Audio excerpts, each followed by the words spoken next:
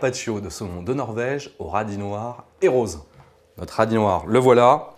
On va tout de suite, à l'aide d'un économe, enlever la peau. Voilà, et une fois que c'est fait, on peut le faire au couteau. Mais comme moi, je veux quelque chose de très fin, je vais utiliser ma mandoline. Attention, c'est une vraie mandoline de compète. Et je suis parti. Alors par contre, avec la mandoline, attention aux doigts. Voilà. Alors comme je le disais, je veux quelque chose quand même d'assez fin. Voilà. Dans mon saladier, à l'aide d'un couteau, je détache mes petits radis.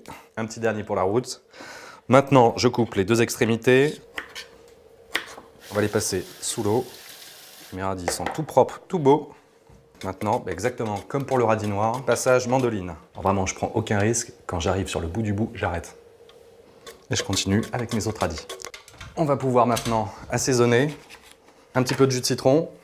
Je mets ma main en dessous pour récupérer les petits pépins qui pourraient tomber. Un petit peu de sel. Le poivre.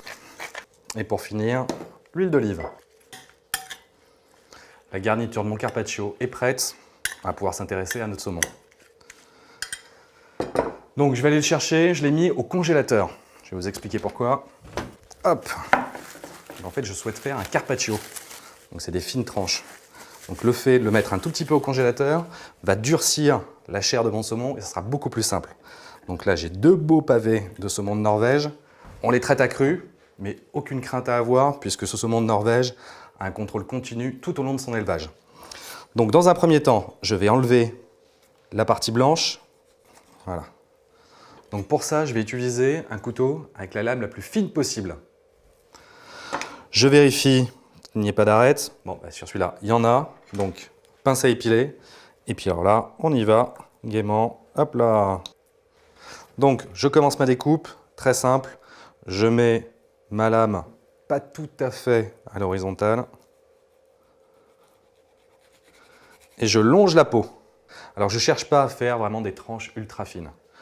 Cette épaisseur, à peu près, va me suffire. Et je continue. Donc toujours la même chose, ma lame inclinée, et je reviens. Et en fait, comme on le voit, je laisse absolument zéro chair sur la peau. Maintenant, il nous reste à dresser nos assiettes. Bon, vous allez voir, c'est un petit jeu de patience. Je vais commencer par mettre 2 tranches de carpaccio de saumon. Alors là, donc, on est sur un traitement accru du saumon. Splendide. Vous n'avez peut-être pas l'habitude, mais ce poisson qui est riche en oméga 3, en vitamines, en minéraux, comme il n'y a pas de cuisson, on préserve tout. Ensuite, je vais rajouter mes radis noirs. Je fais une belle ligne de radis noirs.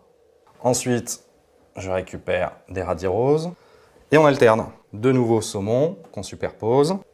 Radis noir, le radis rose pour apporter la petite touche colorée. Et je recommence. La petite touche finale. Alors ça va être des baies roses, un petit peu de couleur, un petit peu de croquant. Bon, c'est particulier les baies roses, donc j'en mets pas trop. Et de l'estragon, ça va m'apporter de la fraîcheur. Alors par contre, c'est une herbe qui est relativement forte, donc je choisis vraiment les feuilles les plus petites. Un dernier coup de moulin à sel et à poivre.